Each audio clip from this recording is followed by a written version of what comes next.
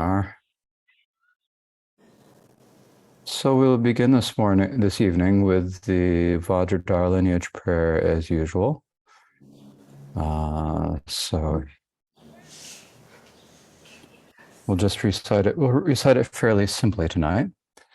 O doje chanje de lo naro marba mila je gambo pa du sun sheja kunjen karma pa che chunje ju bar nam da te ta tse sum pa den drupa so sabam chaja che la nga nye be nyame drogun ta po ka ju la so wa dep so ka ju la ma nam ju pa zin nam tar jin ji lo shen lo gong ji kang bar sum ba shen se nor guna cha zhen ne ba dam sen di de ta chi be gom chen la nye gur shen ba me bar jin ji lo mo gu gom ji go sum ba shen Menga tergo je pe la ma la jundu so de be gom chen la jume mogu je war je je lo Eme gom je ngo shir sum ba shen kan shar to be ngo wo so ma te ma ju de kar jo be gom chen ma gom ja lo tan do re jin ji lo nam do ngo che gur sum ba shin jian mai jiryang charwa la manga rol ba charwe gom chen na korde me do ba jin je lo je wa kundu Yanda lama tandra me chudi tala long ju ching sata lam ji yun de rab zo ne dor je changi gong pan yor to sho cha tse wadang chu chin sha pa ta je su yi rang gu shing su wa yi ge wa chung ze da gi ji sa pa tam je da gi chan ju chi ngo sa ji pu ju ju shing me to cham ri ra ling shi ni de genpa de san ye shing du mik de pu wa yi 조그 남다 싱라 제발쇼 샘제 남기 삼바당 로이 체라 지다와 제춘 투몬 대바이 제길 콜로 코르도소 메제제제 바라네 두즈나니 군징고네 라도르고 모노네 마다엘라메 샤르 샤블라구차자. The Dharma expanse palace of Akanishta is the essence of all Buddhas of the three times, who shows me directly my mind is Dharmakaya. I prostrate to the glorious exalted Guru. I Please bless me and all beings that our minds become the Dharma. Please bless us that the Dharma become the path. Please bless us that the path dispel confusion. Please bless us that confusion arise as wisdom. So before we get into the teaching, actually I should first, first I'll begin with this. I'd like to thank everyone for your expressions of concern and such over the last few days when I have been, under the weather. So I am feeling a little bit better now, but not 100%. And I still have a bit of a cough. If I manage to make it through the whole session without hacking a little bit, then that's a good sign. But this is one reason why I'm not in a shrine room. It just seems better in this current day and age. I have tested negative for COVID twice. So maybe that's not such a big deal, but it still seems best to be cautious in the current climate. So I'm doing this from this lovely apartment this evening. And I also, tomorrow morning, of course, there's a teaching by the Gyeongwon Karmapa. So I will have to translate for that. So between my physical condition and the fact that I have to get up a little early. Well, actually, I have to get up about my normal time, frankly. I have to get up by my normal time to prepare for this is the good thing about being on the East Coast, is that I can get up at my normal time and prepare for a few hours before the teaching starts at 7:30 on the Eastern time.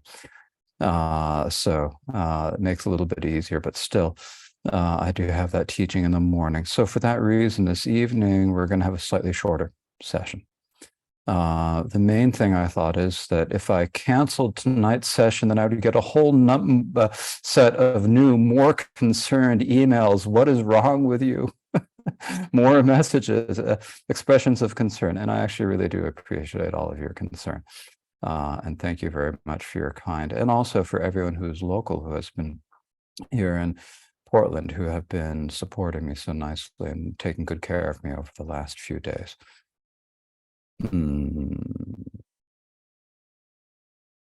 So before we go much further, let's think to ourselves that we need to bring all of our mothers, all sentient beings throughout space, to the state of completely perfect Buddhahood. And in order to do that, then we need to listen, contemplate, and meditate. And so tonight we are engaging in the listening to the Dharma. The Dharma that we're listening to is the way of the Bodhisattva by the great being Shantideva. And in the text on in Shantideva's text, The Way of the Bodhisattva, there are 10 chapters. We were discussing the 9th, Transcendent Prajna. So it's been a few days, and this is kind of dense material that might be hard for people to get your mind around at first. It takes a while, even after you've studied a while, to go back and to try to remember the details. It does take a little bit of effort. But it's more unfamiliarity. For one, one thing is maybe familiarity with parts of it. The other thing is that the teachings in a chapter like this are basically completely backwards from what we normally think and how we normally do, and that makes it harder. It's hard to accept. One of the things we talk about when you talk about the path, there's a point where you say you reach the level of forbearance. And when you have that level of forbearance, it's one of the 4 stages of the path of joining the second of the 5 paths. When you get to that level of forbearance, then you're finally able to, to withstand the idea of emptiness and so forth. And so we're ordinary people. So for us to say, "Oh, I can deal with emptiness," you're not. It's maybe not quite. You have to look, but it is difficult for us at the beginning to accept the idea of emptiness, because we're speaking about things not actually being as they appear when they seem so vivid and real the way it looks to us.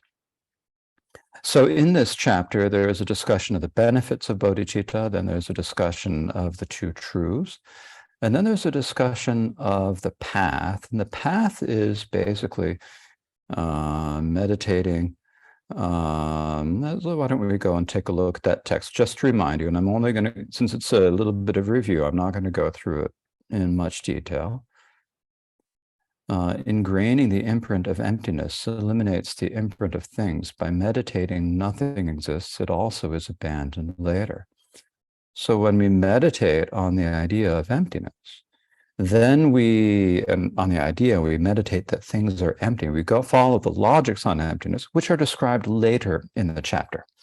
When we follow these logics and meditate on them, then that makes imprints in us. And so we ingrain it, we cultivate it, we do it. And then that eliminates the imprint of things, because we have the imprint of things is the idea of thinking that things are real as they appear to us.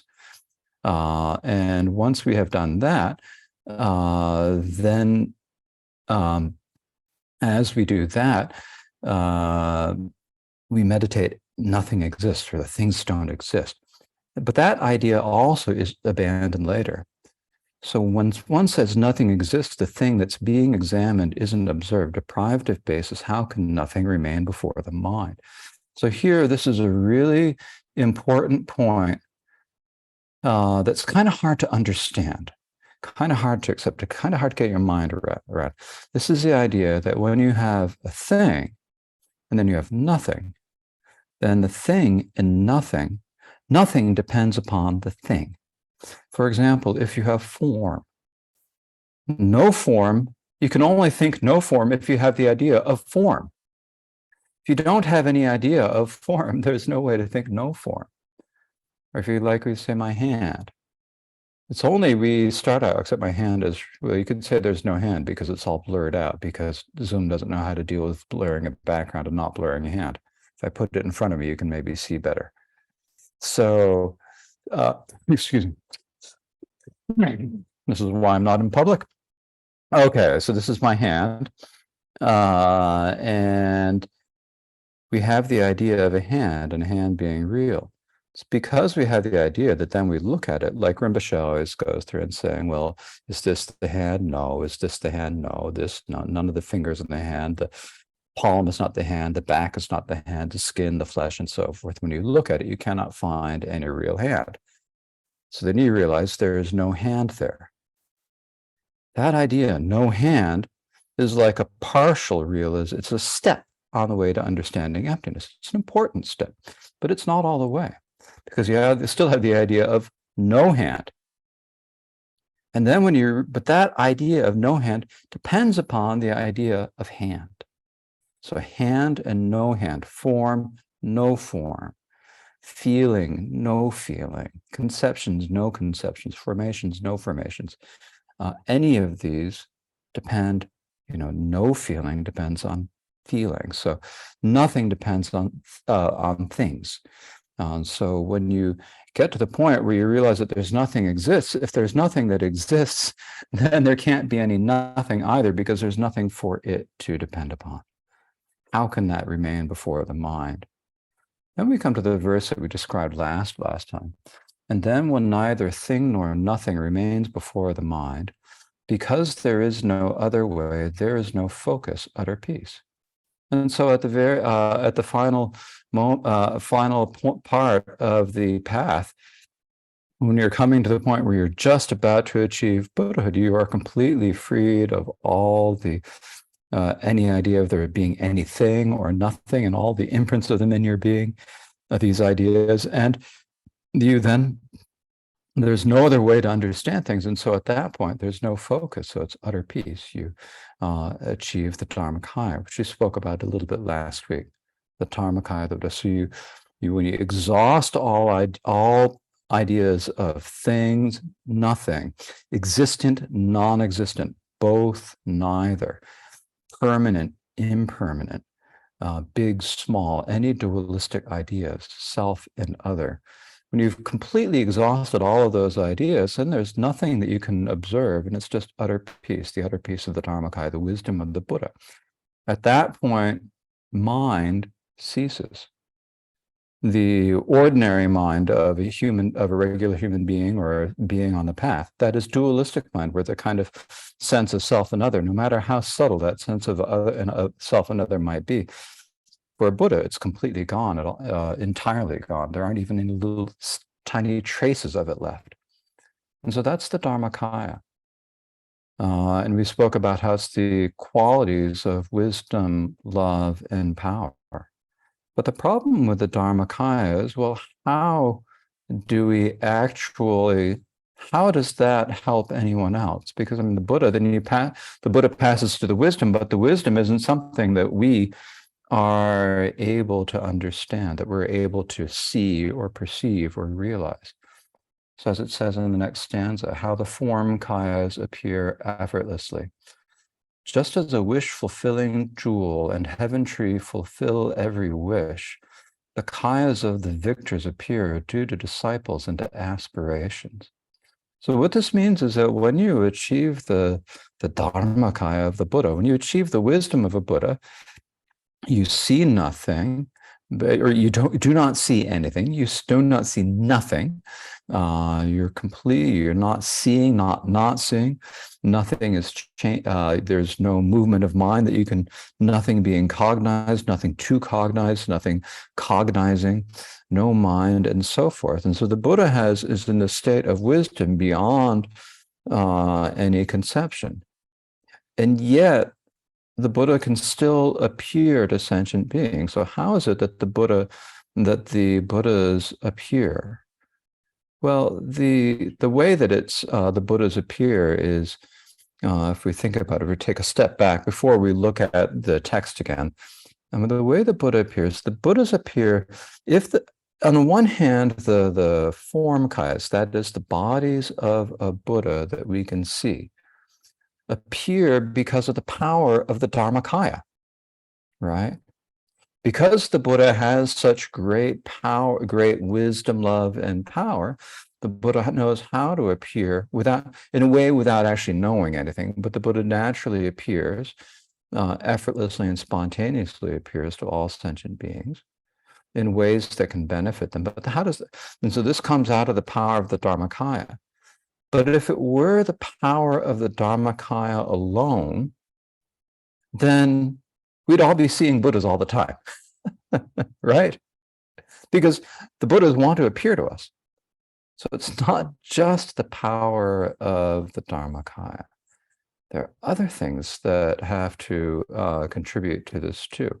And so, and these are, first of all, you've got the perceptions of the disciples. It depends on the disciples and the disciples' perceptions. When you talk about the disciples' perceptions, then it means like how pure your perception is. So if you are a Buddha and you have completely pure perception, then you realize not only your own Dharmakaya, but you also realize the Dharmakaya of all Buddhas, because no difference can be distinguished between any of them. They're not the same. They're not different. In ordinary terms, we'd probably say that they're the same, but really, there's no. You can't really say they're the same or different. But only Buddhas can realize the Dharmakaya. If you have really purified yourself and have become a bodhisattva on the bodhisattva levels, then the Buddhas can appear to you in the form of a Sambhogakaya, the continuous forms of the Sambhogakaya. These are like the forms of Buddhas, often depicted in wearing like the robes of Indian royalty, like Amitayus wearing all the jewelry and the crowns and the silk robes and so forth. And they appear to Buddhas who are on the bodhisattva, they appear to bodhisattvas who are on the bodhisattva levels.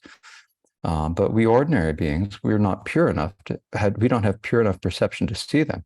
If we did, they may well be actually right where we are, because I don't know that there's actually a different place that they go or a different thing that they do, but it's more that we don't have the ability to perceive them because our perceptions are not pure enough. So for us, we have a certainty, especially being humans who've had the karmic fortune to encounter the Dharma, we have a certain degree of purity, a little bit, somewhat fewer obscurations than many other beings. And so we can actually see Nirmanakaya Buddhas. So the Nirmanakaya Buddha is like a form of the Buddha that appears to ordinary sentient beings, such as ourselves. And so now the Nirmanakaya Buddhas, the thing about the Nirmanakaya Buddhas is you can't really tell, I mean, who is a Nirmanakaya Buddha? We think about Nirmanakaya Buddhas as being like the Buddha Shakyamuni with the 32 marks, the 80 signs of a great being, golden color, long arms, long earlobes, and all this. This is the way we normally, when you look at a Buddha statue, you see the Buddha statue, and they've got kind of strange proportions because the Buddha had kind of strange proportions. According to their normal way of thinking, he had very long arms. His arm span was exactly the same as his height. Most of it's shorter, but his was the same. And other of these great signs. So that's what we call the form of a supreme Nirmanakaya. Now, all of us now, actually, we don't have the fortune to see a supreme Nirmanakaya because he's already passed away in this lifetime. Maybe in our next lifetime, we don't know if we're born in another world where there's a supreme Nirmanakaya. But at this point, we don't have that fortune, but we do have the fortune to see Nirmanakayas. And so Nirmanakayas, and this is also the Tibetan word tulku, which also refers to the reincarnate lamas. And so these are the forms of Buddhas that we can see. And so when we see other sentient beings, because when you're seeing the Nirmanakaya, the Nirmanakaya of the Buddha, you may not realize it's a Nirmanakaya, right? So it's difficult for that to happen. So there are two causes here that we've spoken about. There's the Dharmakaya, there's the perceptions of the disciples. If it were only because of the perceptions of disciples that Nirmanakayas and Sambhogakayas of the Buddhas would appear, then they would appear all the time, or they'd never appear, right? So it's not just those. You have to have a certain degree of purity, but it's not that. It's not just the Dharmakaya. It's not just the perceptions of the disciples. There's a third factor, and that is aspirations. So the aspirations refers to the aspirations that, in particular, that the Buddhas, the aspirations the Buddhas made as they progressed along the path for over, the many eons that they practiced the path of Buddhahood. These are also, many of these aspirations are recorded in sutras, and we can read the aspirations, we can recite them, we can make the aspirations ourselves. We can, like there's the noble aspiration for excellent conduct, there's Maitreya's aspiration, all sorts of beautiful aspirations we can recite. And like when we have the Kajumunam, this is like a great way to recite aspiration prayers that were made by Buddhas and great Bodhisattvas. And so by doing that, we can kind of learn, what do we need to be doing in aspirations? And so you have to have the aspirations too. Aspirations on their own are not enough for the form kayas to appear. So none of these three factors is enough on its own, but all three of them together, when they come together, you have the Dharmakaya of the Buddha, you have the perceptions of the disciples, and you have the aspirations, then the form kayas can appear. The form kayas appear as either the Sambhoga kayas for bodhisattvas with pure vision, or they appear as Nirmanakayas. Now, the Sambhoga kayas, just once they appear, then they continually teach the Dharma for long periods of time. They're said to be permanent in that they're continuous. They're continually teaching. They're not permanent in that there's a single thing that is always there, that is unchanging over time. It's like there's a continuum of them. The Nirmanakayas, they appear in different forms. And so when one form comes, then it finishes X activity, it dissolves that form, it moves on to the next form, does that activity, and then moves on to other forms. They appear in many different ways, sometimes as human, sometimes as non-human, sometimes as inanimate objects, whatever they need to do to help sentient beings. So that's the Nirmanakaya of the Buddha. So this is what we're talking about here. in this stanza, it says, how the form kayas appear effortlessly. The Buddha doesn't have any thought, I'm going to appear to all these sentient beings, but the Buddha does. And the way it is just as a wish-fulfilling jewel and heaven tree fulfill every wish. And the kayas of the victors appear due to disciples and aspirations. So the wish-fulfilling jewel and the heaven tree are two of the kind of standard tropes, shall we say, of Buddhist literature. The wish-fulfilling jewel is like a jewel that you find that you can make a prayer to, and it'll grant you whatever you wish. Almost everything. Generally, you talk about like a rain of food and clothing to provide for everyone within 100 leagues, or like 1,000 kilometers or something like that. And a heaven tree, the heaven tree is the tree in the realm of the 33 where the gods can go, and whenever they want anything, they just pick their fruit and they eat their fruit. So the wish-fulfilling jewel doesn't think, I'm going to fulfill all the wishes. It's you make the wish, the conditions come together, and it does what you need. The heaven tree doesn't think, I'm going to give the gods whatever they need. They just go and they take it. The heaven tree doesn't think.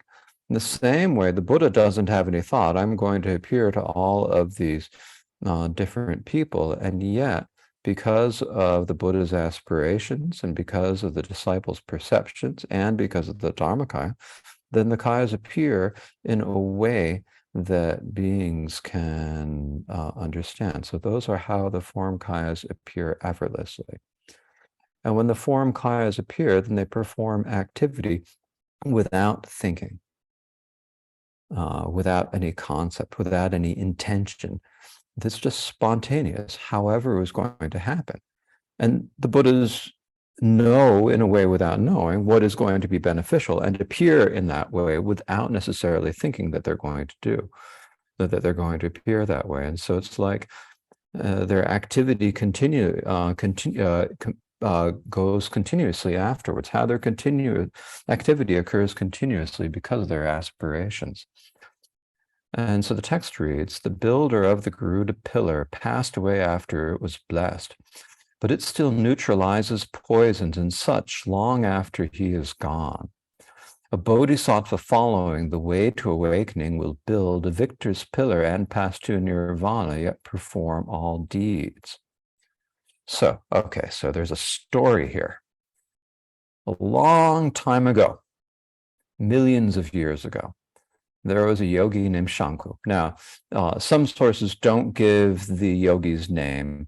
Anyways, it was a long time ago. This yogi named Shanku did a Garuda practice.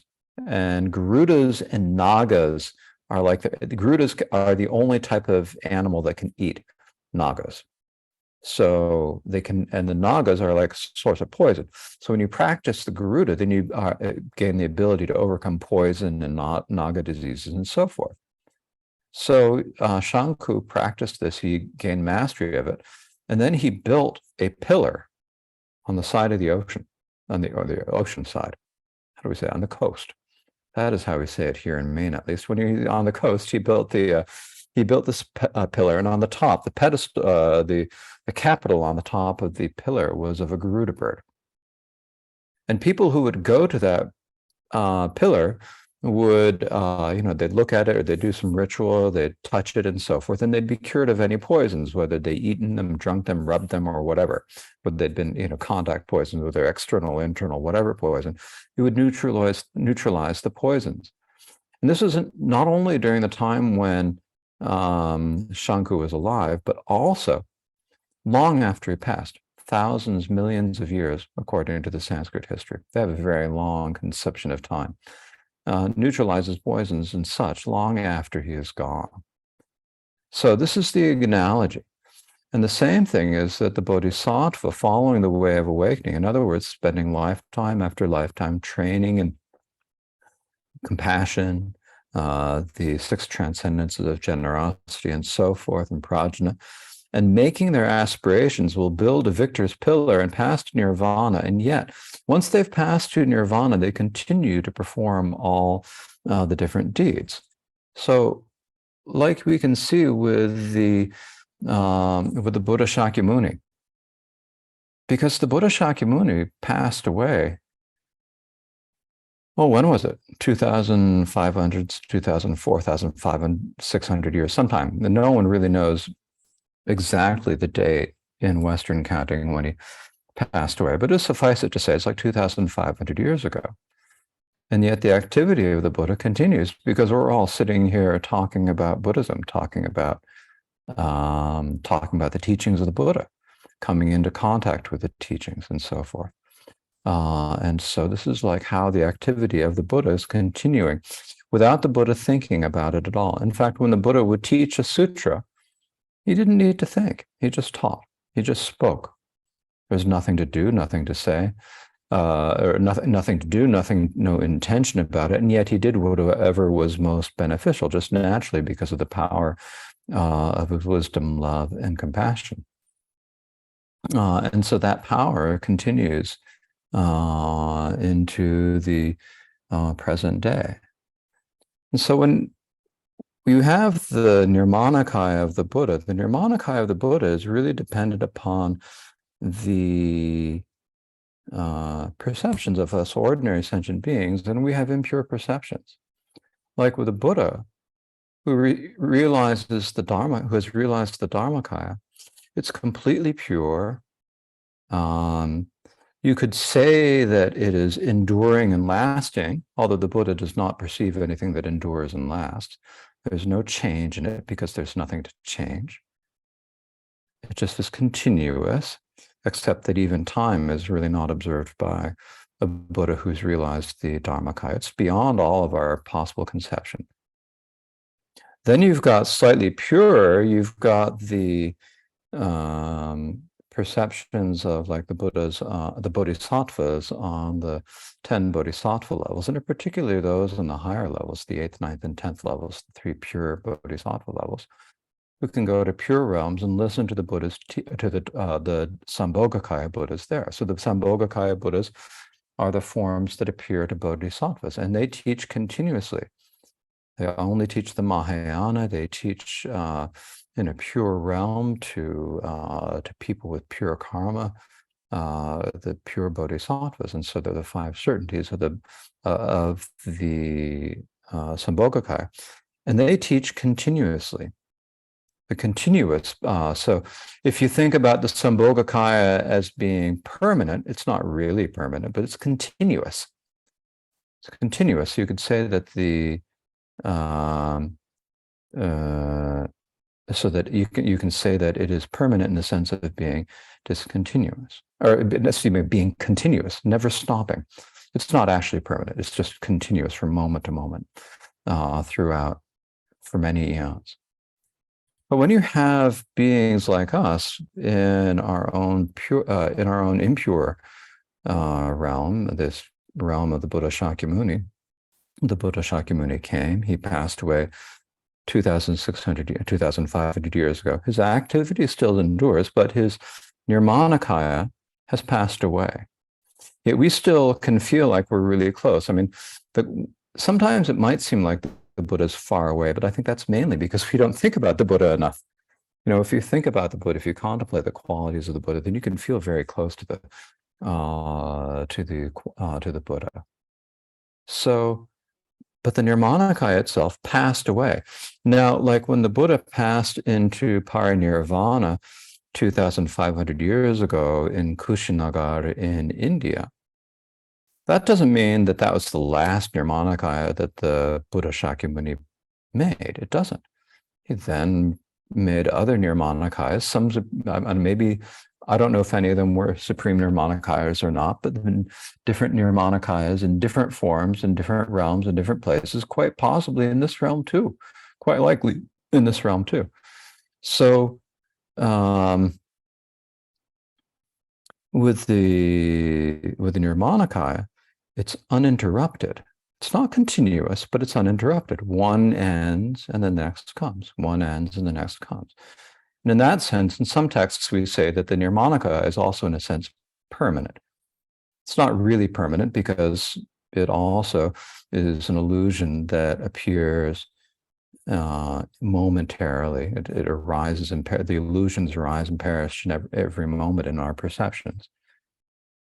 So it's not really permanent, but it's, uninterrupted. And so I think this is an important thing for us to keep in mind, especially, what do we say in these past few days when Kenshin Trungpa Rinpoche has been in the hospital. And I think you all know his condition is, what do we say? It's serious.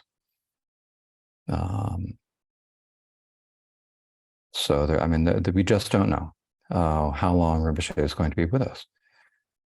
And so, we have to think about this. We get fixated, I think, when you think about Trungpa Rinpoche. Many of us have met Rinpoche. Even if you haven't met Rinpoche, then you've had some sort of connection to Rinpoche through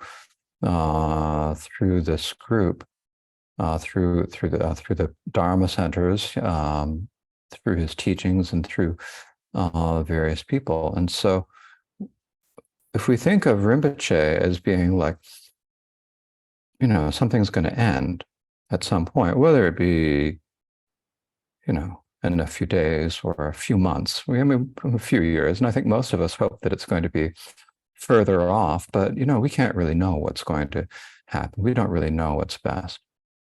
But you have to remember that appearance to us that we have, or that perception we have of Rinpoche currently as like a 90-year-old, person who's having trouble walking, and even when he's relatively healthy, he has trouble walking and doing things. He can't do what he did before. That perception that we have, when that body that we see of Rinpoche's then, as we say in Tibetan, dissolves into the expanse, then there'll be another form of Rinpoche.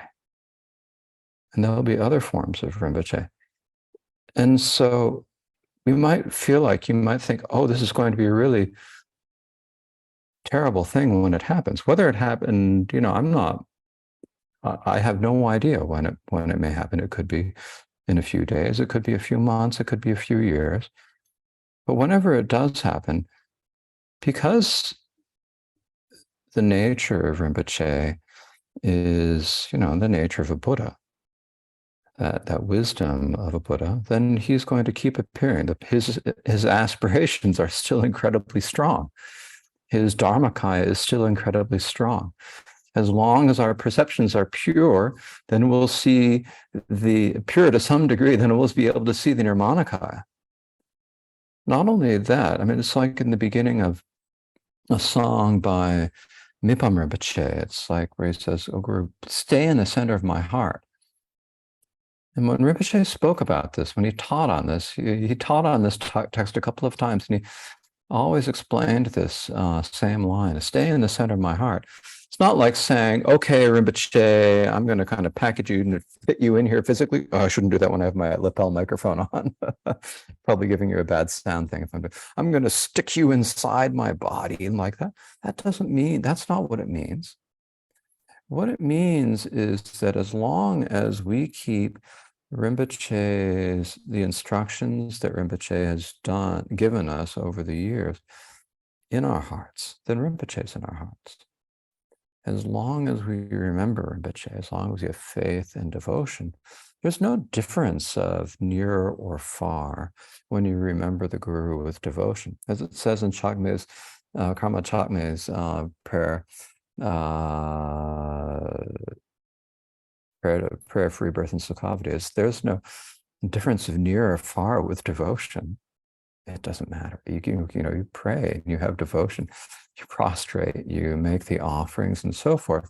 And it really doesn't matter if as long as you have that understanding, it doesn't matter whether the Guru is close, the Guru is far away, and so forth. So it's important to keep this in mind.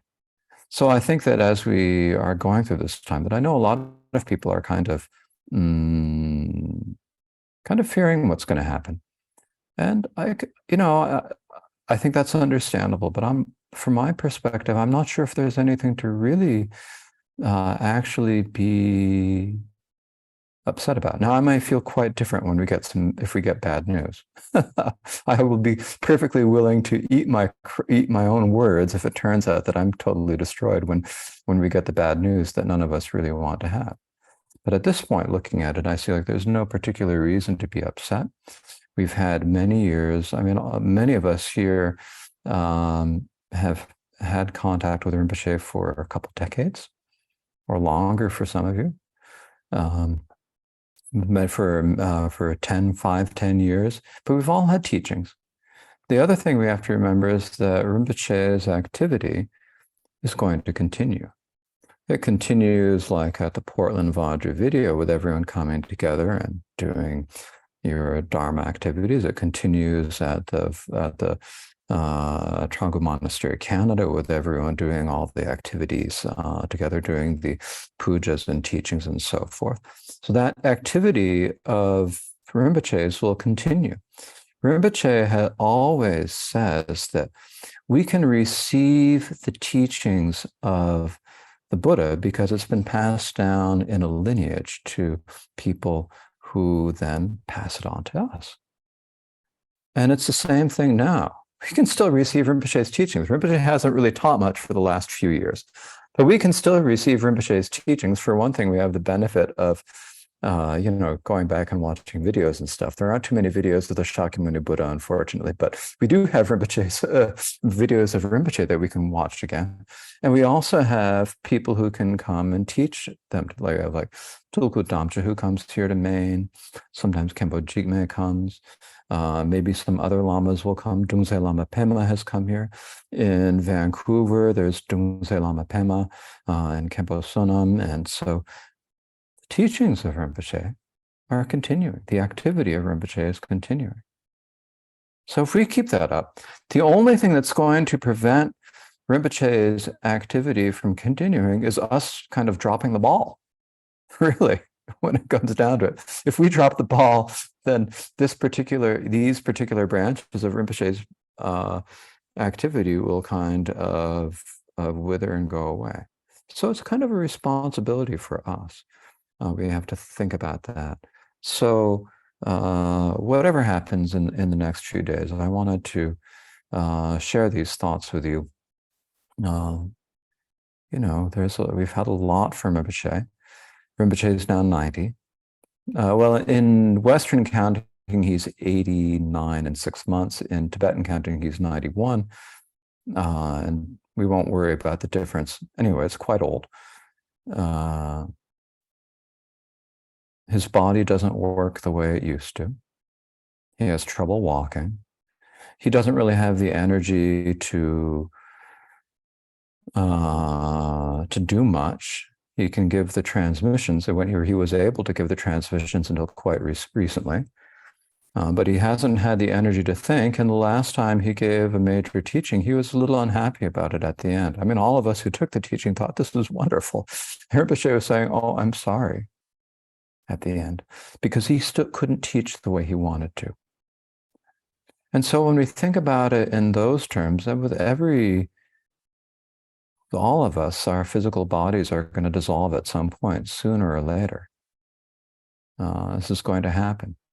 And so Rinpoche's body, if it dissolves into the expanse, it dissolves into the expanse, and then some other form will come. In the meantime, we're still close to Rinpoche. We can still be close. We can still continue his activity. Now, I think there are far more reasons to really rejoice in what we have. There's like the mind training slogan, always meditate on a joyous mind. There's nothing to be depressed about. Even the worst of circumstances are things you can be really quite joyous about. And so I think if we take that attitude now during this time that's difficult for a lot of us, I think it'll be, what do we say? I think that it'll maybe be helpful for all of us as we wait and hear what news might or might not come. So that is all I would like to say tonight. As I mentioned before, I'm still not 100%, and I do have a teaching to translate tomorrow morning. So I'm going to leave the teaching here tonight. And despite my saying that whatever happens, we should have a joyous mind. We still need to recite long life prayers for Rinpoche. So we will do that. But before that, I'd like to just say a couple things about the schedule for the next weekend. Because I missed the teachings on Sunday and because today's teaching was short, it is quite clear to me that we're not going to be able to finish this chapter next weekend. I mean, I could race through the verses, but it would not benefit anyone. It would just go right over your head. So what we will do is on Friday evening, we will have another session. If I am no longer, what do I say, hacking and hewing and potentially spewing viruses out on everyone, then I will go to the shrine room and we will have it live. It also might not be terribly long. It might be like an hour, because on Saturday morning, there's another teaching by the Karmapa. On Saturday, because there's a teaching by the Karmapa in the morning, and even if I'm better, I'm not sure that I'm going to be back to full strength. So I'd like to cancel the morning teaching on Saturday, but instead there will be a practice session, I believe. Is that right? There will be a practice session at the Vajra Vidya Portland. And then we'll have a teaching on Saturday afternoon, and then the final teaching on Sunday morning, as we discussed. So right now, and so we will have to, in the future, we'll have to schedule another time to finish the teachings on the way of the Bodhisattva, because and I don't want to wait too long. Wait till I come back usually every year. But if I wait a year, then it just feels to me like it's going to be too long. So we've had some difficulties in my own health, and then Rinpoche's situation that makes it difficult for us to, and the Karmapa's teachings. So it's difficult for us to finish it now. So we'll see what we can do, and it will depend upon circumstances. But we'll be in contact with all of you about how we will finish these teachings. It might be a couple months before we do it, a couple, 3-4 months before we do it, but we will try to finish them sometime, maybe early fall. I don't know. We have to look at the schedules, work it out with everyone. So that's the plan. I'm sorry that I'm not able to teach the whole chapter in these 10 sessions that we had planned, but things didn't work out. So what to do? Okay, so we will now recite the dedication prayers. And we'll start with a new one by His Holiness. And then I've put in a couple of other long life prayers for Rinpoche after those two. One that is probably familiar to you all, or to many of you. And then also another one that the Gyalwang Karma, so there'll be the one that you all know. There's a new one, then there'll be the one that you all know. And then there'll be one that you might not be so familiar with, but that His Holiness wrote in probably 2007 or 2008. And we'll recite that one, and then the general prayers for the Guru's long life. For the one for Rinpoche's, the new one for Rinpoche's long life, we'll recite that one again 3 times, once in Tibetan, twice in English. Okay? Oh, wait a minute. I have to get everything ready. There we are.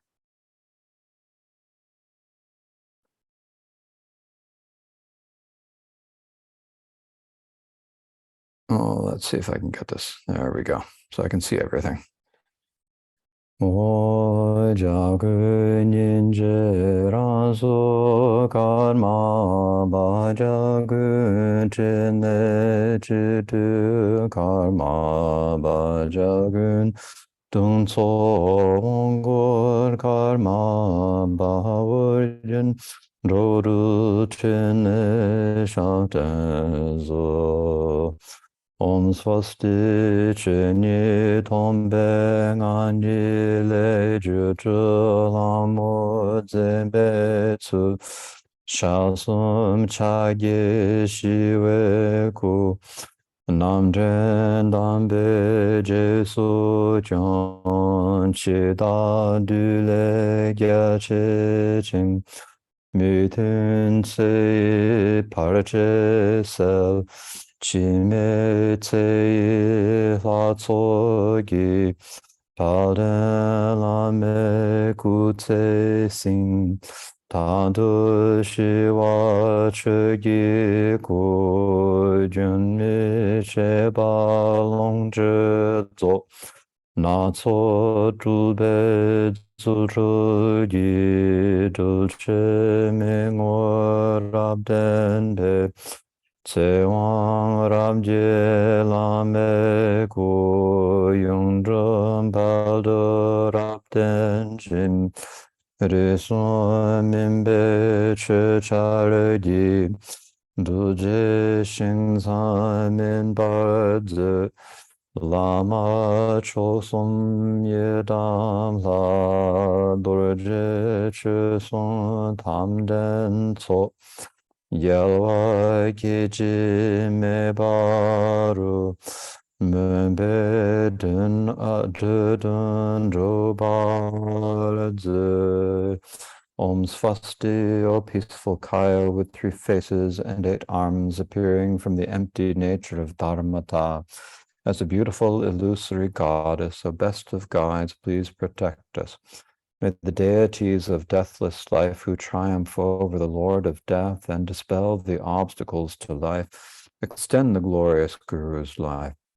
Through the always peaceful Dharmakaya, the constant flow of Sambhogakaya and various emanated marvels, may the Guru's body, firm and stable with burgeoning life force, live long within the field of vision of us disciples, as a glorious symbol of constancy, and ripen the good field of disciples with the rain of Dharma that matures 3 families.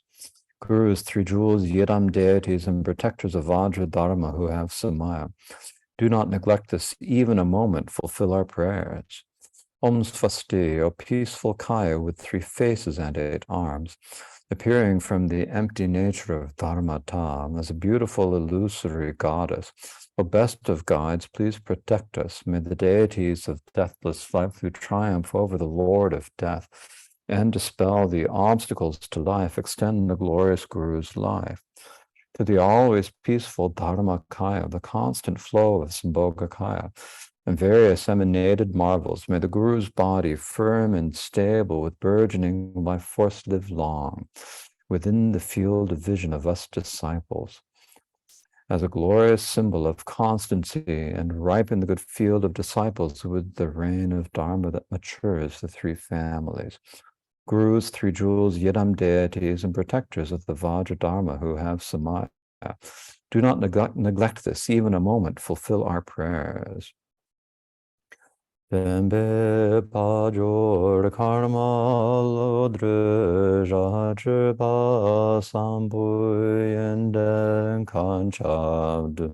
Peshin shabe da de she drumji Trinne chole nam gyal pal bar Ching ta yu me be jil kor du ka cha kai Dorje nimber so sham je me ba ni de Kao bar po jo rawa me brar shu so zo lama ku ka sang war so de cho tu ku tsering war so Chene dar shin ge la so de lama da ra me bra jin ji la ba de la me sha be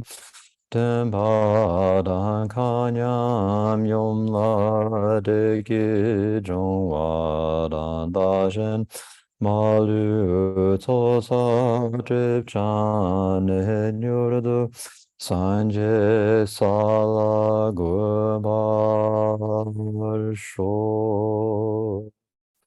We're going to skip through the Sukhavati prayers tonight. Oh, excuse me. I skipped too far. There we go.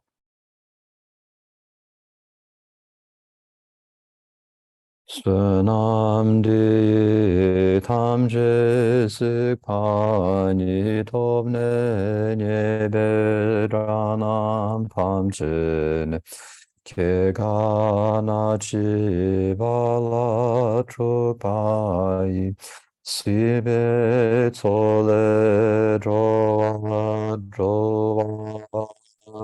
sho.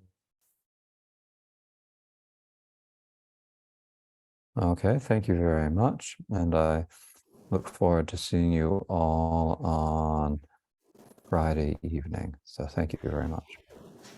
Thank you, Khenpo. Khenpo. Be well. Thank you. Khenpo. Okay. Bye-bye. Better. Bye. Bye-bye.